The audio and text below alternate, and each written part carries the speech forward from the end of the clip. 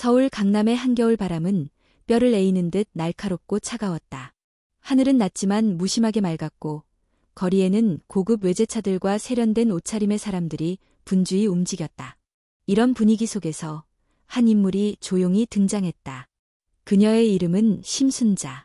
70을 넘긴 나이에 허리가 살짝 굽었지만 걸음걸이는 또렷하고 단정했다. 회색의 낡은 코트를 입고 발에는 오래된 고무덧신이 신겨 있었다.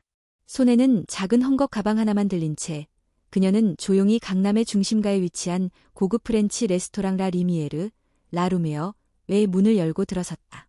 현관 안쪽에는 대리석 바닥이 반짝이고 샹들리에가 빛을 뿜으며 고급스러운 분위기를 뽐냈다.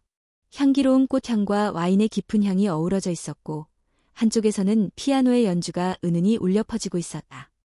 순자는 조용히 입구를 지나 프런트로 다가가 직원에게 말했다.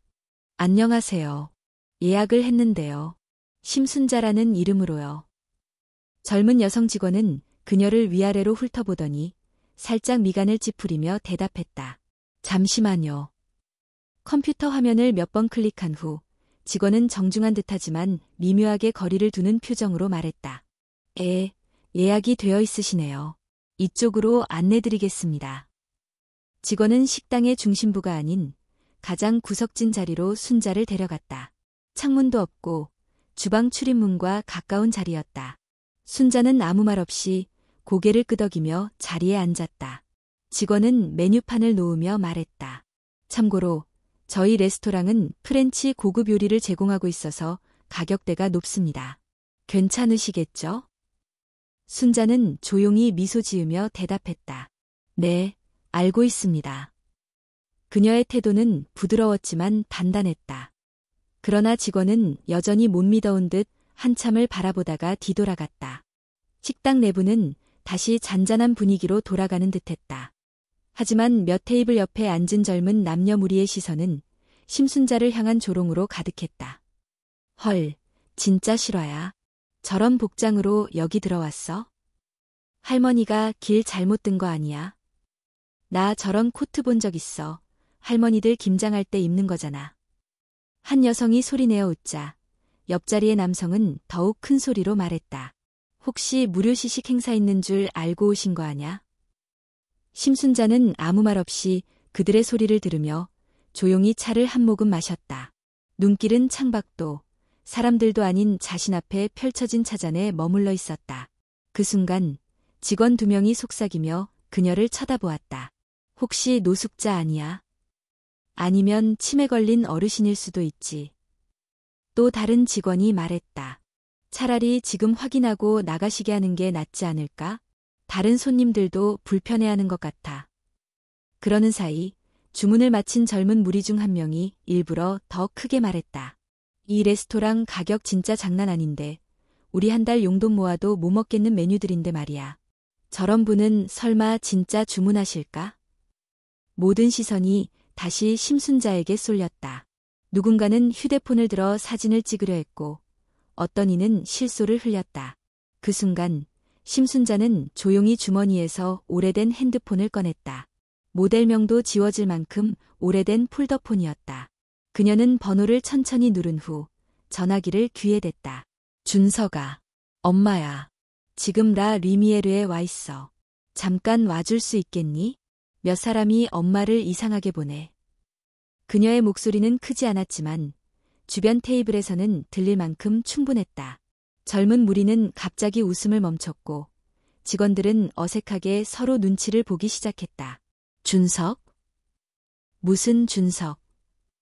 혹시 그냥 이름 부른 거 아냐? 괜히 허세 부리는 걸지도 몰라. 누군가는 비웃었고 누군가는 의심 어린 눈초리로 출입구를 바라보았다. 그러나 대다수는 조용해졌고 어딘가 묘한 긴장감이 감돌았다. 약 15분 후 식당 입구에 문이 열렸다. 검정색 롱코트를 입은 남성이 천천히 들어섰다. 키가 크고 단정한 머리카락 아래로 날카로운 눈매가 빛났다. 신문지나 방송에서 여러 번 본 적 있는 얼굴. 저 사람, 혹시 한준석 회장 아니야? 와, 하나테크 대표. 진짜야. 그 남성은 주위를 둘러보지 않고 곧장 식당 구석, 심순자가 앉은 자리로 걸어갔다. 그의 발소리는 무겁고도 단단했으며 매 순간 시선을 끌었다. 엄마, 무슨 일이야? 여기 직원들과 손님들이 엄마를 불청객처럼 여기더구나. 준석의 눈빛이 차가워졌다. 그는 엄마 옆에 앉으며 주변을 바라보았다. 이 순간 식당 전체가 숨을 죽인 듯 고요해졌다. 그는 천천히 일어서며 프런트 쪽으로 걸어갔다. 이 레스토랑의 관리자는 누구입니까? 직원들과 매니저가 허둥지둥 나왔다. 젊은 매니저 이동민이 다가와 어색하게 인사했다. 안녕하십니까, 회장님. 이건 오해입니다. 저희가 어머님을 몰라 뵈었고. 한준석은 단호하게 끊어 말했다. 저희 어머니가 누구든 상관없습니다.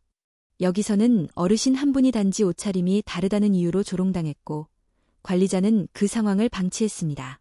그게 사실 아닌가요? 이동민은 말문이 막혀 고개만 숙였다. 레스토랑 안은 다시 정적에 휩싸였다. 한준석의 다음 말은 더욱 강하게 울렸다. 누가 고객이고 누가 불청객인지 그 구분을 돈으로 하지 마십시오. 이 공간에서 오늘 어떤 가치가 무너졌는지 곧 느끼시게 될 겁니다. 레스토랑 라 리미에르의 고요한 정적 속에서 한준석은 매니저 이동민을 한동안 바라보았다.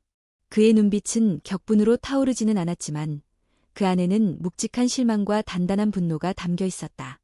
이 고요한 분노는 오히려 그 어떤 고함보다도 더 무서운 무게를 가지고 있었다. 이동민은 식은땀을 흘리며 다시 고개를 숙였다. 회장님, 정말 죄송합니다. 직원들이 상황을 잘못 판단한 것 같습니다. 다시는 이런 일이 없도록 조치하겠습니다. 잘못 판단한 게 아니라 준석은 조용히 말을 이었다. 당신들은 어머니의 외모와 옷차림만 보고 결론을 내린 겁니다. 그 판단은 의도적인 거죠. 우연이 아닙니다. 그는 천천히 시선을 돌려 식당 안을 둘러보았다. 앞서 심순자를 조롱하던 젊은 고객들은 서로 눈을 마주치지 못하고 고개를 숙였다. 어떤 이들은 휴대폰을 만지작거리며 불편한 기색을 숨기려 했고 어떤 이들은 얼어붙은 얼굴로 숨을 죽이고 있었다. 그 테이블 말입니다. 준석이 손가락으로 젊은 무리를 가리켰다. 저기 앉아 계신 분들은 어머니를 노골적으로 조롱했습니다. 당신들은 그 상황을 봤죠? 이동민은 마지못해 고개를 끄덕였다. 봤습니다. 그럼에도 아무 조치도 취하지 않았습니다. 그것이 가장 큰 문제입니다. 순간 그 젊은 무리 중 한 명, 짙은 립스틱을 바른 여성이 조심스럽게 입을 열었다. 정말 죄송합니다. 저희가 너무 경솔했어요. 어르신을 놀리려던 건 아니었는데. 그 말에 또 다른 남성이 덧붙였다. 그냥 장난이었어요. 이렇게까지 될 줄 몰랐어요. 준석은 그들을 뚫어지게 바라보다가 고개를 살짝 흔들며 말했다. 장난도 상대를 가려야 합니다. 장난이라며 비웃는 건 결국 상대를 자기보다 낮게 본다는 의미입니다. 그는 다시 이동민에게 돌아섰다. 오늘 이 공간에서 누가 진짜 손님이고 누가 진짜 손님처럼 행동하지 않았는지 당신들이 직접 판단하십시오. 잠시 침묵이 흐른 후 이동민은 작게 중얼거렸다. 회장님, 어떻게 책임을 지면 될까요? 지금 당장은 사과부터 하시죠. 진심으로요. 그리고 어머니께 가장 좋은 자리로 옮겨드리세요. 이동민은 허리를 깊이 숙이며 말했다. 심할머님, 정말 죄송합니다.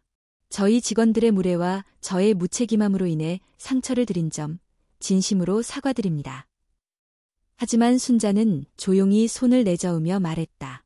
자리 옮길 필요 없어요. 난 여기서도 괜찮아요. 그녀의 목소리는 나긋나긋했지만 분명했다. 그녀는 자신의 자리를 지키고 있었다. 단지 물리적인 자리가 아닌 자신의 존엄성과 자부심을 상징하는 그 자리였다. 이 자리가 저한테 더 편합니다. 사람들 눈에 안 띄는 것도 좋고요. 다만 그녀는 고개를 살짝 들어 식당을 둘러보았다. 사람을 겉모습만 보고 판단하는 건 그 사람의 품격을 드러냅니다. 저는 그게 조금 안타까워서요. 이 말에 식당 안의 공기가 다시 한번 바뀌었다. 조용한 탄식과 동시에 몇몇 사람들은 고개를 끄덕이기도 했다. 순자의 말은 단순한 훈계가 아니라 삶을 통해 다져진 통찰이었다. 준석은 조용히 그녀의 옆자리에 앉았다. 그리고 메뉴판을 열어보며 어머니에게 물었다. 뭐 드시고 싶으세요, 어머니? 난 그냥 따뜻한 스프 하나면 돼. 이 나이에 배부르게 먹는 것도 고역이야. 그래도 오늘은 특별한 날이니까 제대로 드셔야죠. 준석은 미소를 지으며 서버를 불렀다. 잠시 후 메인 요리와 와인이 테이블에 세팅되었다. 하지만 그 누구도 이제는 그들을 방해하지 않았다. 오히려 멀찌감치해서 조용히 지켜보는 사람들 속에서 어떤 이는 머리를 숙였고 어떤 이는 깊은 생각에 잠긴 듯 보였다. 식사가 진행되는 동안 준석은 어머니와 조용히 이야기를 나누었다. 대화는 겉보기엔 일상적인 것처럼 보였지만 그 속엔 깊은 유대감과 존경심이 담겨 있었다. 엄마, 나 사실 오늘 회의 끝나고 좀 늦게 들어가려고 했는데 전화 받고 바로 나왔어. 다행히 가까운 데 있었지. 이런 일로 불렀다고 서운한 건 아니지? 서운하긴요. 엄마가 나를 키우기 위해 얼마나 고생했는데. 순자는 살짝 웃었다. 옛날 얘기 다 잊었으면 했는데 아직도 기억하네. 잊을 수가 없어요. 엄마가 김치 담가서 새벽 시장에서 팔던 거, 내가 학교 끝나고 손수레 끌고 가서 도와주던 거 다 기억나요. 그 순간 순자의 눈가가 살짝 젖었다. 하지만 그녀는 눈물을 흘리지 않았다. 그저 고개를 끄덕이며 따뜻하게 웃었다. 너는 언제나 엄마 자랑이야. 근데 엄마는 내 발목 안 잡을까 봐 늘 조심했어. 오늘도 사실 이런 데 오면 내 체면 구기는 거 아닐까 싶었지. 엄마는 내 자랑이에요. 엄마 때문에 내가 여기까지 온 거니까. 식사는 그렇게 조용히 그러나 깊이 있게 이어졌다. 사람들은 이제 더 이상 그들을 쳐다보지 않았다. 쳐다본다 해도 그 눈빛은 조롱이 아닌 존중이었다. 식사를 마친 뒤 준석은 계산을 하려다가 멈칫했다. 엄마, 나 계산할게요. 아니야, 내가 할 거야. 아니에요. 내가 해요. 엄마 오늘은 손님이잖아요. 순자는 고개를 저으며 조용히 말한다. 내가 여기 오고 싶어서 온 거야. 그리고 내 인생에서 오늘만큼은 내가 나 스스로를 대접하고 싶었어. 준석은 잠시 말을 잇지 못했다. 그저 고개를 끄덕이며 그녀의 뜻을 따랐다. 그날 저녁 두 사람은 함께 식당을 나섰다. 강남의 차가운 공기가 다시 그들을 감쌌지만 그들의 발걸음은 단단했고 표정은 평화로웠다. 그들을 바라보던 몇몇 손님들은 조용히 일어나 문 앞까지 배웅했다. 이동민 매니저도 직접 나와 허리를 굽혀 마지막 인사를 했다. 심순자는 짧게 인사하고 고개를 돌렸다. 그녀는 뒤돌아보지 않았다. 이미 모든 것을 남기고 떠나는 걸 알고 있었기 때문이다. 심순자와 한준석이 라 리미에르의 문을 나서자 거리는 이미 어둠에 물들고 있었다. 강남의 불빛은 여전히 눈부셨지만 그들의 걸음은 조용했고 발걸음 하나하나에 무게가 실려 있었다. 한참을 말없이 걷던 준석이 입을 열었다. 엄마, 오늘 많이 힘드셨죠? 순자는 잠시 고개를 끄덕였지만 곧 미소를 지었다. 그냥 조금. 마음이 아팠지. 사람이 나이 들면 상처받지 않는다고들 생각하는데 그건 틀린 말이야. 나도 아직 서운하고 아픈 건 아프더라. 정말 미안해요. 그런 일 당할 줄 알았다면 절대 혼자 보내지 않았을 거예요. 내가 가고 싶었어. 스스로 해보고 싶었고 사실 오늘 같은 날이 오면 내가 진짜 나로 살 수 있는지 확인해보고 싶었거든. 준석은 그 말을 듣고 잠시 생각에 잠겼다. 그는 어릴 적 엄마와 함께 살던 부산 사하구의 허름한 골목길을 떠올렸다. 좁고 울퉁불퉁한 계단길, 겨울이면 바람이 틈 사이로 스며들어 이불 속까지 차가워졌던 방, 그리고 그 작은 방 안에서 김치를 담그던 엄마의 뒷모습. 엄마, 혹시 기억나세요? 그 좁은 계단집, 겨울이면 물이 얼어서 세수도 못했던 거. 기억하지. 그때는 다들 그랬으니까. 너는 한겨울에도 수돗물로 세수하겠다고 버티곤 했지. 감기 걸리면 내가 얼마나 속상했는데. 엄마, 나 어릴 적엔 그게 부끄러웠어요. 남들처럼 따뜻한 집, 전기장판 있는 방, 그런 걸 부러워했죠. 근데 지금은 그 시절이 그리워요. 순자는 조용히 고개를 끄덕였다. 그땐 가진 게 없어도 서로 기대고, 웃고, 버텼지. 요즘은 다들 많지만 외롭더라. 두 사람은 가까운 카페에 들어가 따뜻한 차를 주문했다. 창가에 앉은 순자는 커피잔을 양손으로 감싸며 창밖을 바라보았다. 준서가, 내가 어릴 적에 그랬지.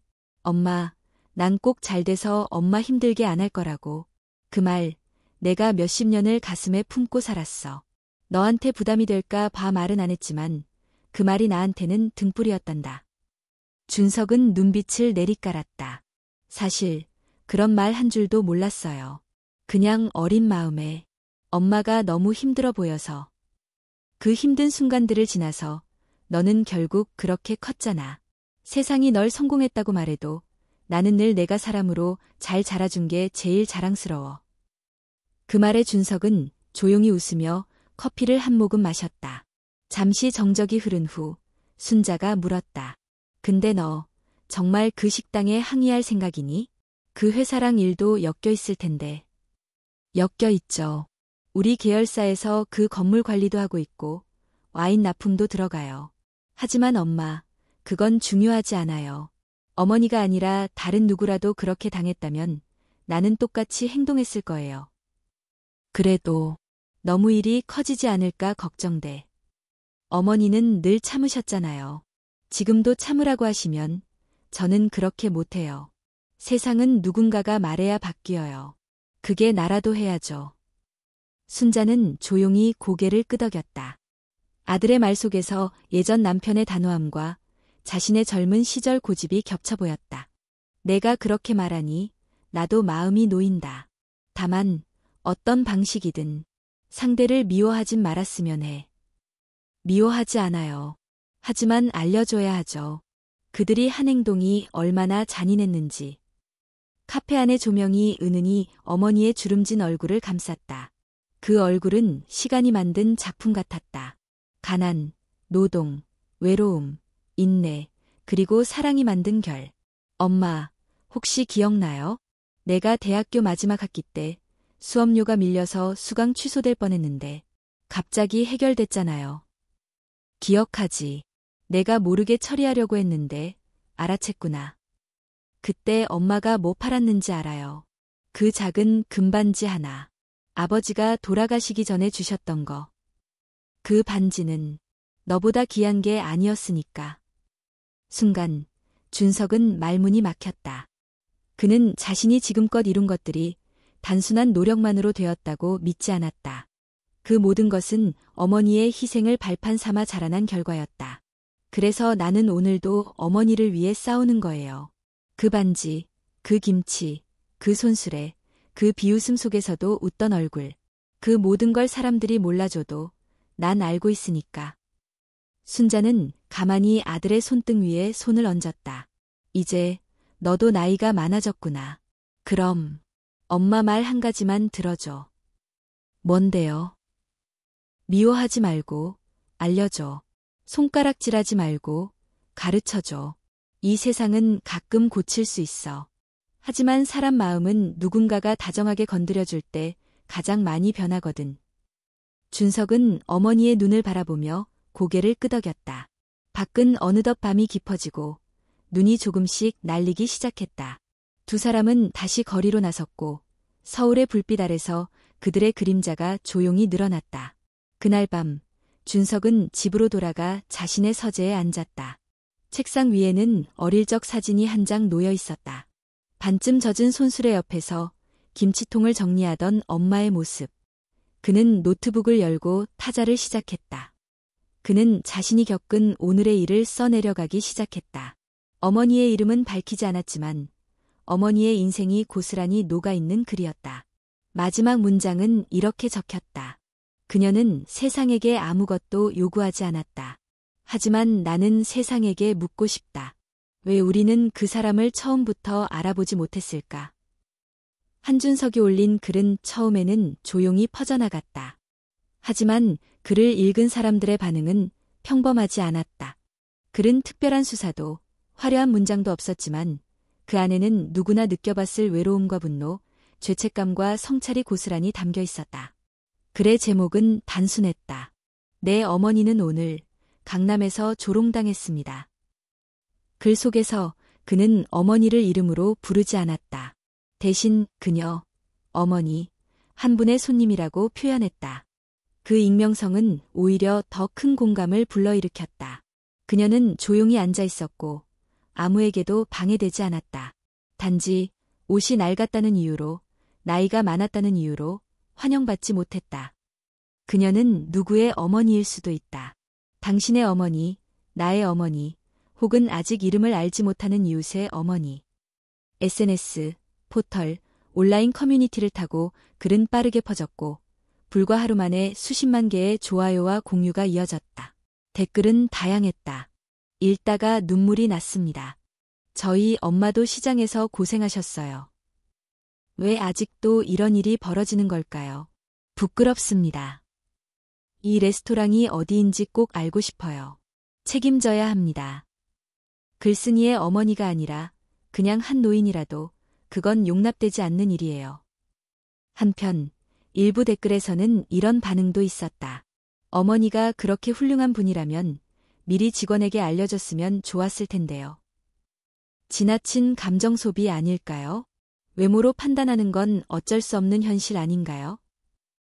이런 반응은 댓글 속 논쟁을 불러왔다. 찬반이 엇갈리며 격한 논의가 이어졌고 곧 언론사들도 주목하기 시작했다. 강남 고급 레스토랑, 노인을 불청객 취급. 알고 보니 유명 재벌의 어머니. 옷이 낡았다는 이유로 사회적 편견에 일침가한 아들의 이야기. 준석은 일부러 어머니의 이름이나 사진을 공개하지 않았다. 사람들의 호기심이 아닌 생각할 시간을 주고 싶었기 때문이다. 하지만 그 익명성은 더욱 강한 상상력을 자극했고 사람들은 자신만의 그녀를 떠올리며 감정에 이입했다. 라 리미에르 측은 처음에는 아무 반응을 보이지 않았다. 하지만 여론이 점점 악화되자 결국 입장을 밝혔다. 최근 온라인상에서 확산된 사건에 대해 유감을 표하며 현재 내부 조사를 진행 중입니다. 고객의 소중한 의견에 귀 기울이겠습니다. 이 형식적인 발표는 오히려 더 큰 반발을 불러왔다.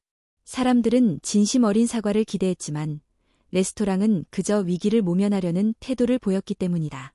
그날 밤 준석은 어머니에게 전화했다. 엄마, 괜찮아요? 혹시 뉴스 보셨죠? 응, 봤어. 난 그저 조용히 지나갈 줄 알았는데 일이 이렇게 커졌구나. 많은 사람들이 어머니를 응원하고 있어요. 얼굴도 이름도 모르는 누군가를 위해 이렇게 움직이는 게 저는 너무 감동이에요. 근데 그 식당 사람들은 어떡하니?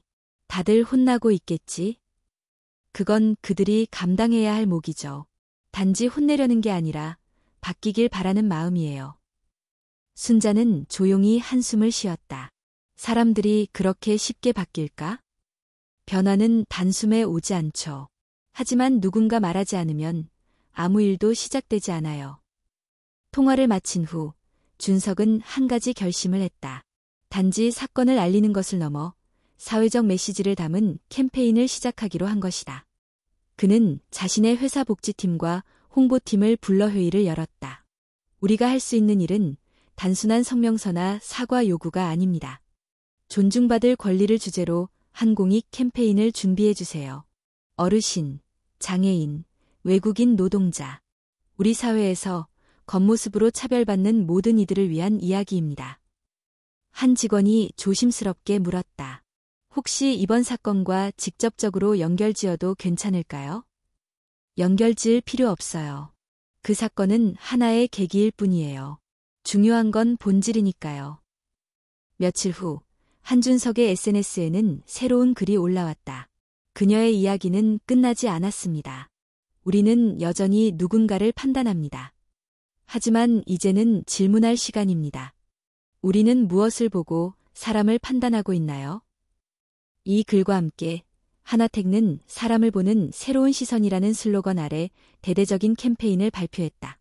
도심 곳곳의 전광판, 지하철 광고, 유튜브 채널에는 낡은 옷을 입은 노인의 미소, 휠체어를 탄 청년의 눈빛, 다문화 가정 아이의 손이 함께 어우러진 영상이 등장했다. 이 메시지는 단지 홍보가 아니었다. 그것은 하나의 물결이었다. 그리고 그 중심에는 이름도 얼굴도 알리지 않은 한 노인의 침묵이 있었다. 조용했지만 흔들림 없는, 낡았지만 가장 강인했던 심순자의 이야기였다. 며칠이 흘렀다. 한준석의 캠페인은 점점 더 큰 반향을 일으켰고 언론에서는 존중이라는 키워드에 집중하기 시작했다. 대한민국이 놓쳐온 가치, 존중. 겉모습보다 사람을 먼저 보는 사회를 만들 수 있을까? 한 CEO의 조용한 행동이 던진 울림. 그러나 가장 놀라운 변화는 익명의 사람들로부터 시작되었다. 하루는 준석이 사무실에서 업무를 보고 있을 때 비서가 조심스럽게 문을 두드렸다. 회장님, 외부에서 편지가 도착했습니다.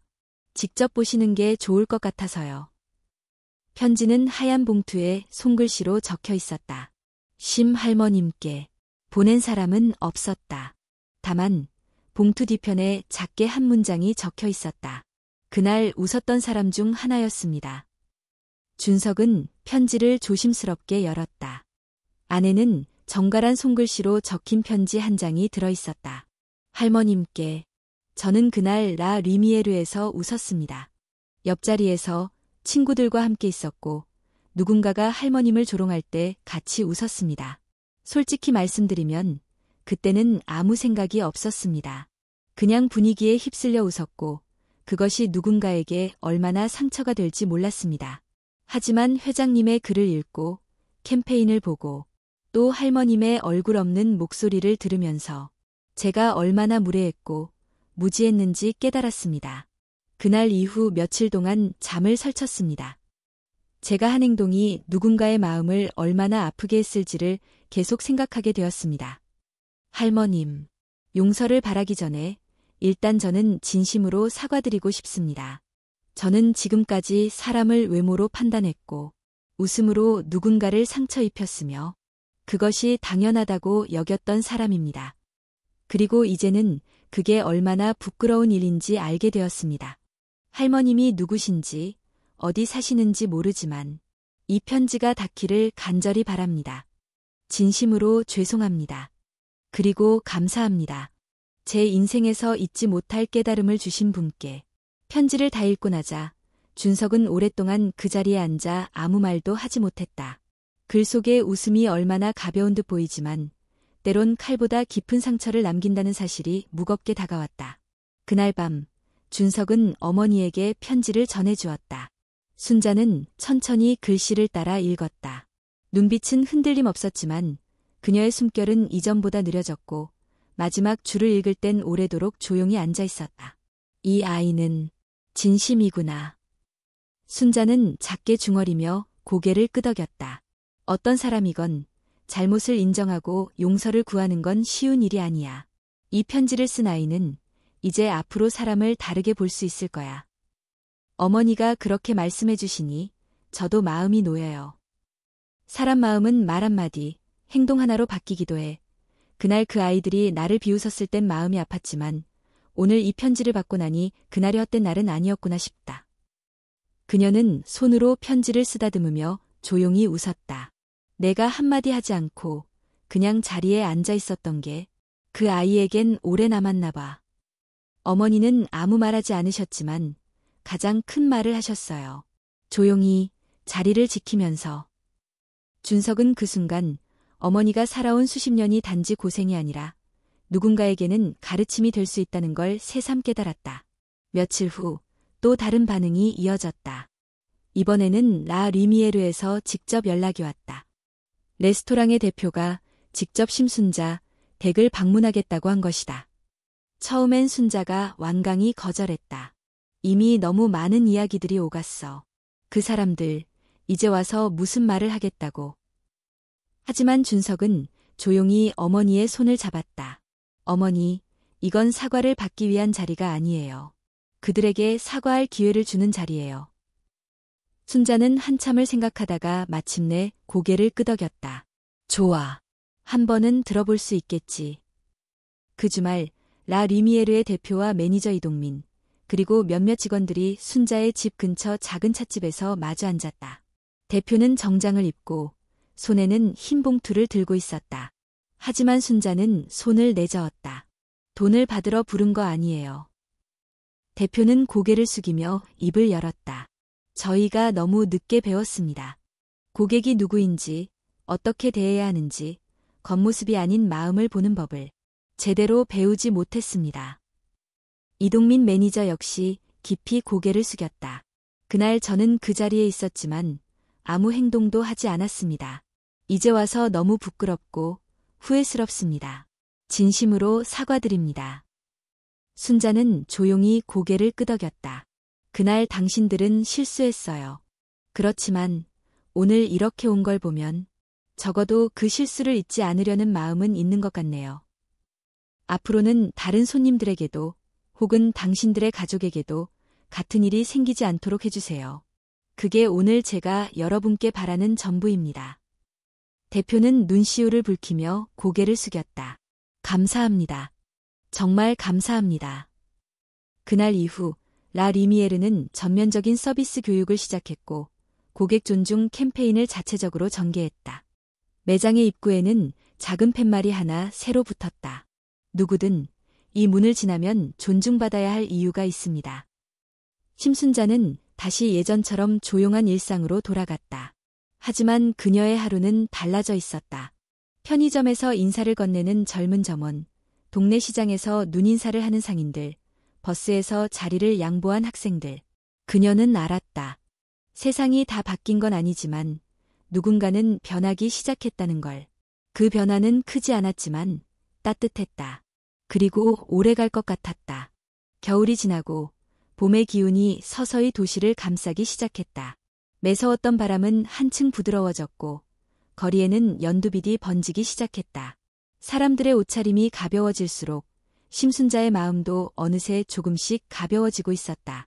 라 리미에르 사건 이후 그녀의 일상에는 작은 변화들이 찾아왔다. 누군가는 편지를 보내왔고 누군가는 집 앞에 꽃 한 송이를 두고 갔다.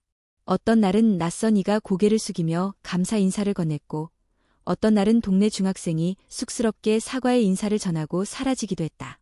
심순자는 그런 반응 하나하나에 놀라워했고 때론 감격했고 무엇보다 조심스러워졌다.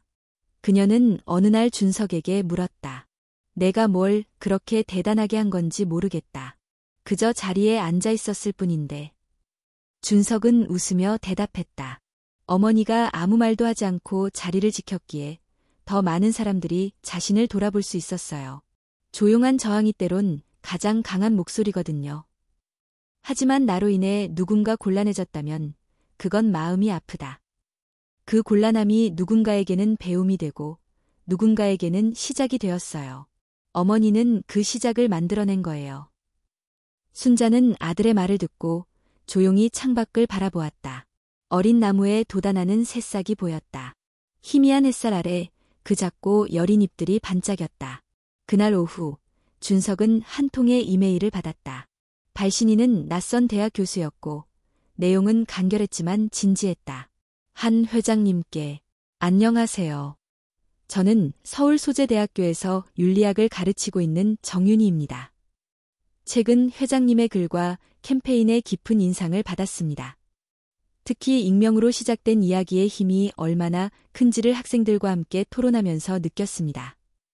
저희는 이번 학기 존중과 사회적 편견이라는 주제로 공개 강연을 기획하고 있습니다. 혹시 가능하시다면 회장님 혹은 어머님께서 짧은 영상이나 메시지라도 보내주실 수 있을지 여쭙고 싶습니다. 강의의 주제가 단순한 이론이 아닌 살아있는 삶의 이야기를 담을 수 있도록 도와주신다면 큰 영광일 것입니다. 준석은 메일을 여러 번 읽은 후 곧장 어머니에게 전화를 걸었다. 어머니, 대학에서 연락이 왔어요. 어머니 이야기를 강의에 사용하고 싶다고 해요. 혹시 영상 메시지나 짧은 인사를 해주실 수 있을까요? 순자는 잠시 침묵하더니 조용히 말했다. 나는 강의 같은 건 몰라. 젊은 사람들 앞에서 말하는 것도 서툴고. 그냥 어머니가 하고 싶은 말만 하시면 돼요. 누군가에게는 그 한마디가 평생을 바꾸는 말이 될 수도 있으니까요. 며칠 뒤 작은 거실에 스마트폰을 거치대에 고정한 채 순자는 정면을 바라보았다. 준석이 촬영을 맡았다. 그녀는 조금 긴장한 얼굴로 입을 열었다. 안녕하세요. 저는 심순자입니다. 별다를 것 없는 사람입니다. 평생 김치 팔고 반찬 장사하고 아이 하나 키우며 살았습니다. 제가 최근에 겪은 일 때문에 많은 분들이 제 이야기를 들었다고 하더군요. 저는 그날 그냥 조용히 식당에 앉아 있었을 뿐입니다. 누군가 저를 쳐다보고 속삭이고 웃고 의심했죠. 처음엔 속상했지만 시간이 지나고 나니 알겠더군요. 사람은 누구나 모를 수 있습니다. 모르기 때문에 실수하고 오해하고 때론 상처도 줍니다. 중요한 건 그 뒤에 무엇을 하느냐인 것 같아요. 어떤 사람은 모른 척하고 어떤 사람은 돌아서며 어떤 사람은 사과합니다. 그리고 어떤 사람은 자신의 행동을 돌아보고 바꾸려 하죠. 저는 후자의 사람이 많아지길 바랍니다. 겉모습만 보지 않고 속을 보려는 사람이 많아지길 바랍니다. 그리고 내가 아닌 누군가의 입장에서 한 번쯤 생각해보는 사람이 많아졌으면 좋겠습니다. 촬영을 마친 후 준석은 영상을 이메일로 보냈다. 교수는 감사 인사를 전하며 그 영상은 수업 시간에 학생들이 울면서 봤다는 후기를 함께 전해왔다. 며칠 후 심순자는 동네 마트에서 우연히 젊은 여성 한 명을 마주쳤다. 그녀는 머리를 짧게 자른 대학생처럼 보였고 순자를 보자마자 다가와 인사했다. 혹시 심순자 어머님 맞으시죠? 저 그 영상 봤어요. 너무 감동받았어요. 저도 한동안 제 외모에 너무 집착하면서 남을 비웃고 있었던 것 같아요. 순자는 놀란 듯 눈을 깜빡이며 말했다. 난 그냥 내가 살아온 이야기를 한 것뿐인데 그 이야기가 저한테는 너무 컸어요. 어머니 덕분에 저 요즘 사람을 보는 눈이 달라졌어요. 심순자는 미소를 지으며 머리를 끄덕였다. 그녀는 다시금 확인했다. 조용히 하지만 분명하게 누군가의 마음을 움직였다는 것을. 그날 밤 준석은 사무실에서 또 다른 계획을 세우고 있었다. 이번에는 자사 직원들을 대상으로 하는 내부 교육 프로그램이었다. 그는 메모장에 제목을 적었다. 사람을 알아보는 법, 심순자의 삶에서 배우기. 그의 생각은 단순했다. 변화는 거창한 곳에서 시작되지 않는다. 가장 가까운 곳, 가장 일상적인 공간에서부터 시작된다. 그리고 그 시작은 어떤 말도 하지 않았지만 한자리를 묵묵히 지킨 노인의 침묵에서 비롯되었다. 봄은 점점 짙어지고 있었고 서울의 거리에는 벚꽃이 흐드러지게 피어 있었다. 사람들은 사진을 찍고 웃고 사랑을 속삭였다. 모든 것이 평온해 보였지만 한편에서는 작지만 중요한 변화들이 조용히 진행되고 있었다. 한준석이 주도한 사람을 보는 새로운 시선 캠페인은 단순한 기업 홍보가 아니었다. 그것은 기업 문화의 변화를 촉진시키는 계기였고 사회적 감수성을 높이는 흐름의 시작점이 되었다.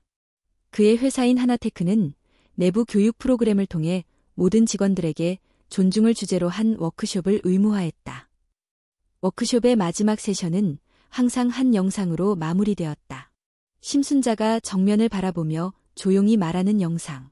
누군가에겐 단순한 이야기일 수 있었지만 그 영상이 끝날 즈음이면 대부분의 직원들은 말이 없었다. 심지어 고객 응대부서의 한 신입 사원은 교육 후 이렇게 말했다. 처음엔 그냥 교양 교육이라 생각했는데 영상을 보고 나니 저도 모르게 울컥했어요. 우리 엄마 생각도 나고 평소 제가 어떤 시선으로 사람들을 대했는지 돌아보게 됐어요. 어떤 사무직 직원은 그 영상 이후 자원봉사를 시작했다. 내가 지금까지 너무 자신만 생각했더라고요. 세상을 좀 더 따뜻하게 보고 싶어졌어요. 이런 변화들은 외부로도 전해졌다. 하나테크의 사람을 보는 기준은 다른 기업에도 전파되었고 몇몇 기업은 그들의 교육 방식을 벤치마킹하기 시작했다. 그러던 중 언론사에서 다큐멘터리 제작 요청이 들어왔다. 제목은 침묵의 이름으로. 프로듀서는 직접 심순자를 찾아가 허락을 구했다. 어머님의 목소리를 더 많은 사람들에게 전하고 싶습니다. 이름을 드러내지 않아도 괜찮습니다. 다만 그 조용한 울림이 세상에 닿을 수 있도록 저희가 다리 역할을 하고 싶습니다. 순자는 망설였다. 나는 유명해지고 싶지 않아요. 내 삶은 조용했고 앞으로도 조용하고 싶어요. 그러나 준석이 설득했다. 어머니는 그저 자신의 삶을 살았을 뿐인데 그것이 누군가에겐 빛이 되었어요. 그 빛이 더 멀리 퍼질 수 있게 해줘요. 결국 순자는 조건을 걸고 허락했다. 얼굴은 가리지 않아도 돼요. 하지만 내 이야기를 드러내는 건 좋지 않아요. 내가 특별한 사람으로 보이면 사람들이 오히려 멀어질지도 몰라. 그냥 어디에나 있는 평범한 사람으로 남고 싶어요. 다큐멘터리 제작은 섬세하게 진행되었다. 카메라는 심순자의 하루를 조용히 따라다녔다. 이른 아침 동네 마트를 들르는 모습, 옥상에 빨래를 널며 하늘을 올려다보는 순간, 벤치에 앉아 차를 마시며 지나가는 사람들을 바라보는 눈빛. 그녀는 많은 말을 하지 않았다. 하지만 카메라는 그 침묵 속에서 수많은 이야기를 포착했다. 내레이션은 배우가 맡았지만 마지막 장면만큼은 심순자의 실제 음성이 삽입되었다. 나는 누군가에게 특별하지 않아도 괜찮다. 나는 내가 살아온 방식으로 조용히 사람을 대하고 마음을 나누고 싶다. 가끔 상처를 받을지라도 그 상처가 누군가를 바꿀 수 있다면 그것도 나쁘지 않다. 다큐멘터리가 방영된 후 전국적으로 큰 반향이 일었다. 온라인에는 심할머니라는 이름으로 검색어가 오르내렸고 사람들은 그녀의 삶과 태도에서 위로를 받았다고 말했다. 심할머니 덕분에 오늘부터 나도 내 말투를 바꾸기로 했다. 침묵으로도 세상은 바뀔 수 있다는 걸 처음 알았다. 그녀는 어쩌면 우리가 놓치고 있던 어른의 모습이다. 그러나 그 모든 변화 속에서도 심순자는 이전과 같은 삶을 살고 있었다. 그녀는 여전히 동네 시장에서 장을 보고 골목길을 걸으며 이웃들과 인사를 나누고 가끔 손자에게 전화해 어묵을 사오라고 부탁하는 평범한 할머니였다. 다만 그녀를 대하는 사람들의 눈빛이 달라졌다. 예전엔 무심하게 지나치던 사람들이 이제는 먼저 인사를 건넸고 동네의 카페 사장님은 커피 값을 받지 않기도 했다. 오늘도 좋은 하루 되세요, 심할머님. 할머니, 저번에 텔레비전에서 뵀어요. 멋지셨어요. 그럴 때마다 심순자는 손사래를 쳤다. 나는 그냥 동네 사람일 뿐이야. 지나가다 보면 또 잊히는 사람이야. 하지만 그녀의 존재는 이미 누군가의 삶에, 누군가의 가치관에 작지만 분명한 흔적을 남겼다. 그해 봄, 한 대학교 졸업식 연설에서 한 여학생이 마지막 인사를 하며 이렇게 말했다. 제가 사회에 나가서 가장 먼저 지키고 싶은 가치는 존중입니다. 그리고 그 가치를 가르쳐준 건 책도 교수님도 아니었습니다. 한 할머니의 이야기였습니다. 저는 그분을 본 적 없지만 그분의 목소리가 제 마음을 바꿨습니다. 그 장면은 언론에 실렸고 사람들은 다시 심할머니의 이야기를 회상했다. 한준석은 그 뉴스를 보며 혼잣말처럼 말했다. 어머니, 당신은 조용히 살고 싶다고 했지만 세상이 당신을 조용히 두지는 않는 것 같아요. 그날 밤, 그는 어머니의 집에 들렀다. 식탁 위에는 따뜻한 된장국과 갓 부친 계란말이가 놓여 있었다. 왔구나. 배고프지? 밥 먼저 먹자. 심순자는 늘 그랬듯 아무렇지 않게 아들을 맞이했다. 준석은 조용히 앉아 숟가락을 들었다. 그 순간 그는 이 조용한 저녁이야말로 진짜 존중이 무엇인지 깨닫게 해주는 순간임을 알았다. 며칠 후 조용한 새벽이었다. 창밖에는 봄비가 부슬부슬 내리고 있었고 도시의 소음은 아직 시작되지 않은 시간이었다. 심순자는 여느 때처럼 이른 시간에 일어났다. 창문을 열자 차가운 공기가 얼굴을 스쳤고 비 내음이 가득했다. 그녀는 잠시 그 자리에 서서 빗방울 떨어지는 소리를 들었다. 고요하고 따뜻하고 어딘가 그리운 풍경이었다. 그날은 특별한 일정이 없었다. 하지만 그녀는 일찍부터 몸을 움직였다. 손수 만든 반찬 몇 가지를 예쁘게 담아 작은 보자기에 싸고 종이 봉투에 넣었다. 그녀는 지난 겨울 라 리미에르에서 사과했던 매니저 이동민이 최근 자원봉사 활동을 시작했다는 소식을 들었다. 동네 복지센터에서 어르신들 도시락 배달을 돕고 있다는 이야기를 우연히 전해 들은 후 그녀는 문득 그에게 작게나마 응원의 마음을 전하고 싶어졌다. 오전 10시 복지센터 앞 심순자는 약속 없이 그곳을 찾았다. 도착하자 한 여직원이 다가와 조심스레 인사했다. 혹시 심순자 할머님 아니세요? 여기까지 어떻게 오셨어요? 그냥 들렀어요. 도시락 나눔하신다길래 반찬 조금 만들어 왔어요. 혹시 쓸모가 있을까 해서.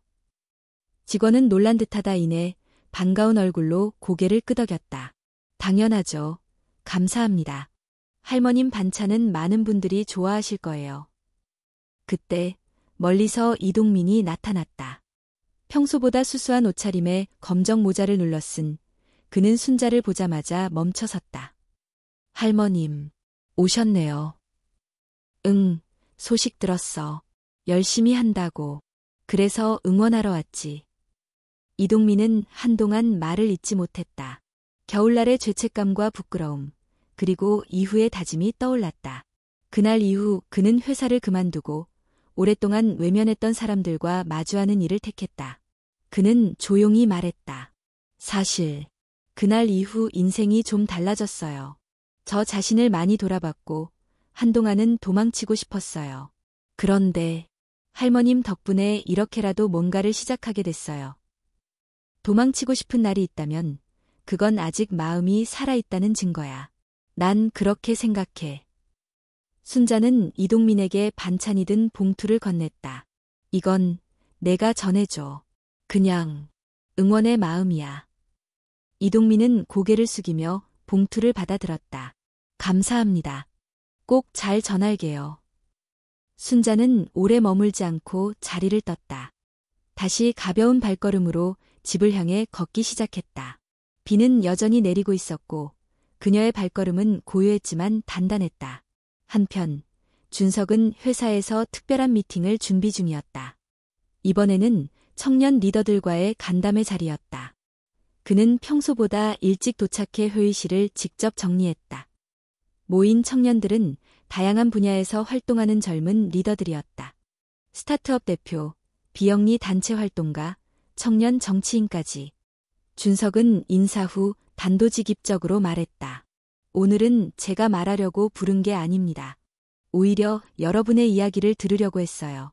우리 사회가 어디를 향해 가고 있는지, 각자의 자리에서 어떤 고민을 하고 있는지 듣고 싶었습니다. 그 자리에서 한 청년이 손을 들었다. 회장님, 제가 묻고 싶은 게 하나 있어요.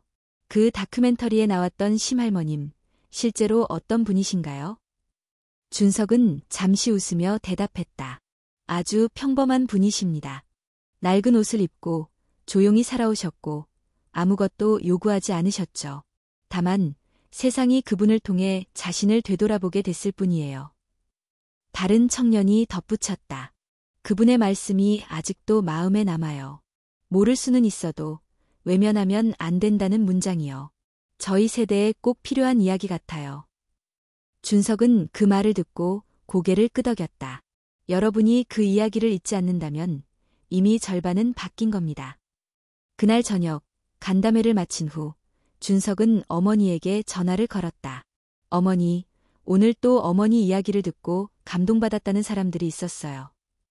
그 사람들이 내 이야기를 듣고 뭘 느꼈든 그건 그 사람들 몫이지. 나는 그냥 내가 살아온 대로 말했을 뿐이야. 그래도 어머니 덕분에 많은 이들이 생각을 바꾸고 있어요. 어떤 학생은 봉사를 시작했고 어떤 회사는 교육 프로그램을 만들었어요. 어머니가 만든 작은 파장이 진짜 물결이 되고 있어요. 그럼 난 그저 물가에 앉은 노인이지. 물결은 너희가 만들어야 해. 그 말에 준석은 웃었다. 그는 어머니가 끝까지 조용히 살기를 원한다는 걸 알지만 그 조용함 속에 가장 큰 목소리가 있다는 것도 알고 있었다. 비가 그치고 하늘이 다시 맑아지기 시작했다.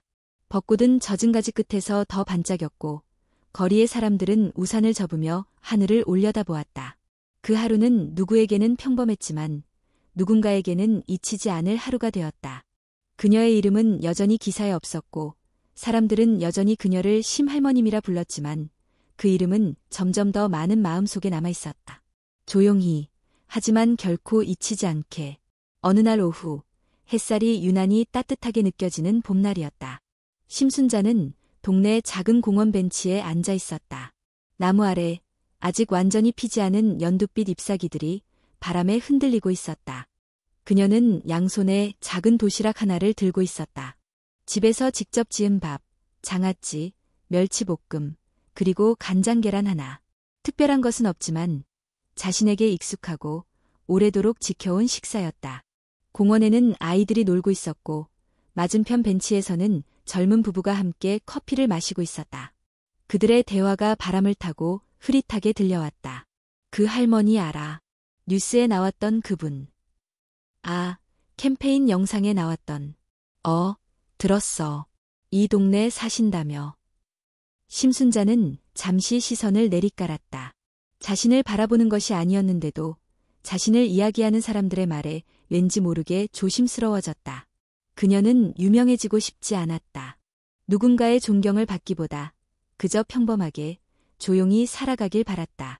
하지만 동시에 자신이 한 조용한 선택이 사람들의 말 속에, 기억 속에 남아있다는 것을 느끼고 있었다. 그날 밤, 한준석은 회의가 늦게 끝난 후 곧장 어머니 집으로 향했다. 오랜만에 함께 저녁을 먹기로 한 날이었다. 식탁 위에는 익숙한 반찬들이 놓여 있었고 심순자는 여느 때처럼 작은 그릇들을 정리하며 말했다. 요즘은 너도 바쁘다며. 이렇게 오는 것도 부담될 텐데. 오히려 이 시간이 저한테는 제일 소중해요. 회사 일도 많지만 어머니 밥 한 끼 먹는 시간이 마음을 다시 잡게 해줘요. 식사를 마친 후 준석은 조심스럽게 한 가지를 꺼냈다. 어머니, 사실 오늘은 드릴 말씀이 있어요. 그래? 무슨 일인데 그래? 재단을 하나 만들까 해요. 이름은 어머니 이름으로요. 겉모습이나 나이, 배경 때문에 기회를 얻지 못하는 사람들을 돕는 작은 재단이에요. 순자는 잠시 젓가락을 내려놓고 조용히 준석을 바라보았다. 굳이 내 이름이어야 하니? 다른 이름도 많을 텐데. 이건 어머니가 살아오신 방식을 세상에 남기기 위한 일이에요. 어머니가 만든 변화가 계속 이어질 수 있게요. 순자는 아무 말 없이 천천히 물을 마셨다. 그리고 조용히 고개를 끄덕였다. 그럼 내 이름 대신 이렇게 해주겠니? 그늘 아래의 나무. 내 이름은 빼고. 그늘 아래의 나무요. 응, 그늘은 나무가 만들어주는 거잖아. 나는 그냥 그늘 하나 만든 거라고 생각해. 누군가 잠시 앉아서 쉴 수 있는 그런 나무. 준석은 그 말을 들으며 가슴이 뭉클해졌다. 어머니는 여전히 자신을 작게 여기고 있었지만 그 작음이 얼마나 큰 의미를 지녔는지를 그는 누구보다 잘 알고 있었다. 며칠 후 그늘 아래의 나무 재단이 공식 출범했다. 이름이 알려지지 않은 채로 시작한 재단은 전국 곳곳의 소외계층을 대상으로 작은 장학금과 생계 지원, 인권 교육을 제공하는 활동을 시작했다. 그리고 첫 해, 재단에서는 특별한 공모전을 열었다. 존중의 순간, 내가 목격한 이야기. 전국에서 수백 건의 사연이 접수되었고 그중 한 편의 이야기가 최우수작으로 선정되었다. 작은 시골 학교의 6학년 학생이 쓴 글이었다. 우리 반에는 새로 전학 온 친구가 있다. 피부색이 다르고 말투도 조금 다르다. 처음엔 친구들이 그 아이를 이상하게 생각했고 나도 솔직히 그랬다. 그런데 어느 날 우리 선생님이 그 아이에게 너는 여기에 있어야 할 이유가 충분하다고 말했다. 나는 그 말을 듣고 처음으로 존중이라는 단어가 마음에 들어왔다. 그날 이후 나는 그 친구와 매일 도시락을 나눠 먹는다. 나는 그 친구의 이름이 하민이라는 걸 이제는 가장 자랑스럽게 말할 수 있다. 심사위원들은 이 글을 읽으며 울었고 사람들은 다시 그늘 아래의 나무라는 말을 떠올렸다. 순자는 공모전 결과 발표 날 조용히 행사장을 방문했다. 자신의 이름도 신분도 밝히지 않고 구석자리에 앉아 무대 위를 바라보았다. 그녀는 하민이라는 이름을 가진 작은 아이가 무대로 올라가 상을 받는 장면을 보며 조용히 박수를 쳤다. 준석은 무대 뒤편에서 어머니를 발견했고 그녀에게 다가와 속삭였다. 어머니, 여기까지 오셨군요. 그냥 보고 싶었어. 이런 날들이 계속되길 바라는 마음으로. 오늘도 어머니는 그늘 하나 만들어주셨어요. 그 말에 심순자는 웃었다. 그리고 작게 대답했다. 그늘이 너무 지나면 해도 가려지잖아. 나는 아주 옅은 그늘이면 돼. 그녀는 그날 행사장을 떠나며 한참을 걸었다. 도시의 소음 속에서도 마음은 고요했다. 그녀는 알았다. 세상은 완전히 바뀌지 않을 것이다. 하지만 분명히 무언가는 달라지고 있었다. 그리고 자신은 그 변화의 가장 조용한 일부라는 것을. 여름이 가까워지던 어느 날, 한준석은 오래된 앨범을 꺼내 들고 있었다. 책상 위에는 낡은 흑백 사진들이 펼쳐져 있었다. 어머니의 젊은 시절, 자신이 어릴 때 함께 찍었던 사진, 그리고 이제는 흐릿해진 가족들의 얼굴들. 그는 사진 한 장을 오래 바라보았다. 어머니가 장터에서 좌판을 펼치고 앉아있는 사진. 햇빛에 그을린 얼굴, 곱게 묶은 머리, 그리고 그 눈빛. 모든 것이 지금의 심순자와 크게 다르지 않았다. 시간은 얼굴을 바꾸었지만 품은 변하지 않았다. 그날 밤, 그는 어머니의 집을 찾았다. 어머니는 평소처럼 평온한 얼굴로 그를 맞았다. 식사는 조용했고 대화는 소박했지만 서로의 마음은 따뜻했다. 식사를 마친 후 준석은 주섬주섬 앨범을 꺼내어 어머니 앞에 펼쳤다. 어머니, 이 사진 기억하세요? 장터에서 찍은 거예요. 순자는 사진을 바라보다가 천천히 고개를 끄덕였다. 그날 참 더웠지. 내가 아기띠 안에서 자고 있었던 날이야. 나는 그늘 하나 없이 하루 종일 앉아 있었지. 그때 어머니는 무슨 생각하셨어요? 살아야 한다. 그 생각뿐이었어. 너라도 잘 자라야 한다는 생각에 아무것도 어려운 줄 몰랐지. 준석은 조용히 손을 내밀어 어머니의 손등을 감쌌다. 여전히 거칠고 야른 피부, 수십 년의 노동이 고스란히 남아있는 손. 어머니, 제가 지금까지 해온 모든 건 어머니의 삶 덕분이에요. 저는 늘 그 그늘 아래에 있었어요. 순자는 조용히 웃었다. 그럼 이제는 내가 다른 사람에게 그늘이 되어주렴. 그게 내가 바라던 거야. 며칠 후, 심순자는 건강검진 결과를 받았다. 평소에 큰 탈 없이 지내왔지만 이번에는 의사가 조심스레 설명을 덧붙였다. 노화로 인한 변화입니다. 치료보다는 관리가 더 중요해요. 다만 혼자 사시는 건 점점 더 힘들어지실 수도 있습니다. 순자는 고개를 끄덕이며 웃었다. 이 나이에 아프지 않은 게 이상하지요. 그날 저녁, 그녀는 조용히 집마당에 앉아 하늘을 바라보았다. 노을이 지고 있었고 하늘은 붉게 타올랐다. 그녀는 하늘을 향해 혼잣말을 하듯 말했다. 나는 잘 살았다고 생각해. 부족했지만 부끄럽지는 않아. 그리고 내가 떠난 뒤에도 사람들이 서로를 좀 더 따뜻하게 보면 좋겠어. 다음 날, 준석은 어머니를 병원에 모시고 가기 위해 집을 찾았다. 그러나 초인종을 눌러도 인기척이 없었다. 다급한 마음에 비상키로 문을 열고 들어가자 거실 소파에 조용히 앉아있는 어머니가 있었다. 그녀는 깊은 잠에 빠진 듯 평온한 얼굴이었다. 창문 너머로 아침 햇살이 부드럽게 비추고 있었고 작은 찻잔에는 아직 온기가 남아있었다. 손에는 작은 종이 한 장이 들려 있었다. 준석은 떨리는 손으로 그 편지를 들었다. 준석아, 내가 이 편지를 읽고 있다면 나는 아마 다시는 너를 부르지 못할 거야. 하지만 걱정하지 마. 나는 평안하게 떠나는 거니까. 너와 함께한 시간, 너를 바라보며 살아온 내 삶이 얼마나 고마운지 몰라. 세상이 나를 알아주지 않아도 괜찮다고 생각했는데 내가 나를 기억해주고 나를 세상에 남겨주었지. 나는 이미 충분히 많은 것을 받은 사람이야. 내 이름이 알려지지 않아도 내 마음이 전해졌다면 그걸로 된 거야. 내 아들 준석. 내가 살아가는 길에 누군가가 그늘을 필요로 할 때 한 번쯤 나를 떠올려줘. 그리고 그 사람 곁에 조용히 있어주렴. 그것만으로도 세상은 조금 따뜻해질 거야. 내 엄마. 준석은 오랫동안 그 자리에 앉아 있었다. 말없이, 조용히, 어머니의 마지막 목소리를 마음에 새기며. 며칠 후, 장례식은 가족과 가까운 지인들만 참석한 소박한 자리에서 치러졌다. 꽃 대신 손편지가 놓였고, 조문객들은 조용히 어머니의 삶을 되새겼다. 그녀의 마지막 사진은 공원 벤치에 앉아 햇살을 바라보던 순간을 담고 있었다. 누구보다 평온한 얼굴이었다. 시간이 흘러 재단은 더 많은 사람들에게 확장되었다. 그늘 아래의 나무라는 이름은 조용하지만 깊은 울림을 남겼고 매년 4월 15일은 존중의 날로 기념되기 시작했다. 그날 한 소년이 재단을 찾아와 작은 화분을 기부했다. 조그마한 자라나는 나무였다. 심 할머니처럼 누군가 그늘이 될 수 있게 키워주세요. 준석은 그 말을 듣고 다시금 알게 되었다. 어머니는 떠난 것이 아니었다.